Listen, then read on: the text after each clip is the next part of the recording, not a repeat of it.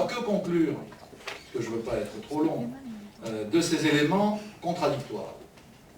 Je crois d'abord que tant que subsistera une chance, même petite, même toute petite, d'enclencher une dynamique de paix menant à l'établissement d'un État palestinien, je crois qu'il faudra maintenir cet objectif et sauvegarder cette chance, en s'appuyant sur le consensus international ainsi créé.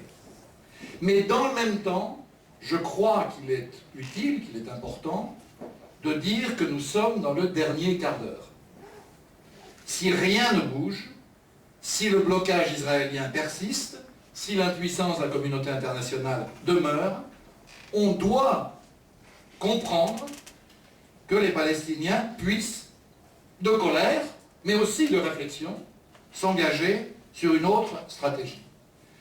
Et j'en veux la preuve, non pas des gens qui nous sont proches, qui nous servent souvent à puiser des bonnes citations pour les articles ou les conférences que nous faisons, mais toute une série de dirigeants, d'anciens dirigeants américains, qui ont envoyé à Barack Obama, le 13 septembre dernier, un rapport bipartisan, républicain et démocrate, en tête Zbigniew Brzezinski, Ben Scowcroft, je ne vous lis pas la liste, mais enfin c'est une liste impressionnante d'anciens secrétaires d'État, d'anciens ministres, d'anciens sous-secrétaires d'État, etc.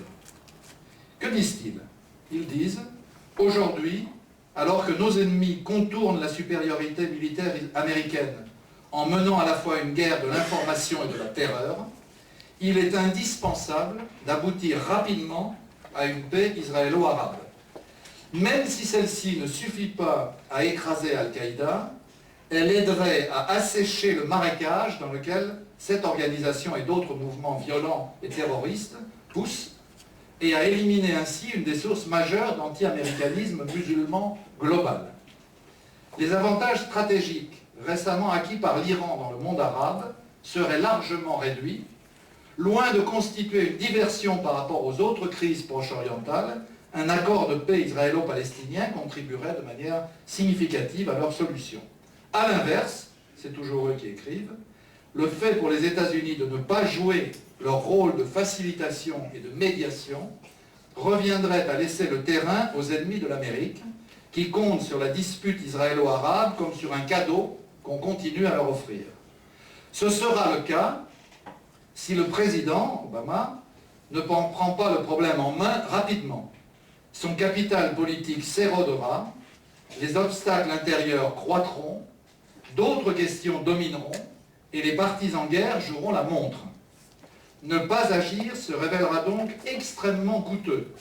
Cela nuira à nos efforts pour affaiblir les groupes extrémistes, renforcer nos alliés modérés et rassembler les soutiens régionaux nécessaires pour stabiliser l'Irak et contenir l'Iran.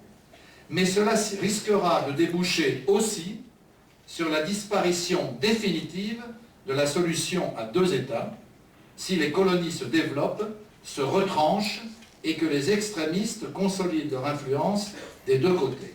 Bref, concluaient ces dirigeants, ou ex-dirigeants, les 6 ou 12 mois qui viennent représenteront sans doute la dernière chance pour une solution équitable, viable et durable. Quel que soit donc le nombre de mois, on leur laisse apprécier ces choses, je crois que la leçon que nous devons en tirer, me semble-t-il, c'est que nous ne pouvons plus, je le dis ici à des gens qui sont convaincus, mais il faut faire passer cette conviction, nous ne pouvons plus être spectateurs du dernier quart d'heure. Nous devons en être des acteurs, et des acteurs qui mettent en mouvement les forces nécessaires dans leur pluralité politique, confessionnelle, de tradition, d'organisation, d'association, pour faire bouger notre propre gouvernement, la communauté internationale et donc les données fondamentales du problème. Je le dis vraiment comme je le pense, jamais notre responsabilité n'a été aussi lourde. Il faut que nous sachions l'assumer pleinement, comme d'ailleurs tout ce colloque nous y appelle.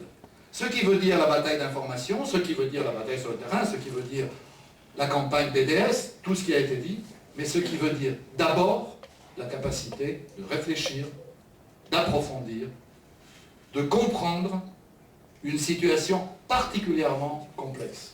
Et ça, je crois, il faut remercier Raphaël et tous nos collègues ici pour nous avoir permis de le faire et de le faire ensemble.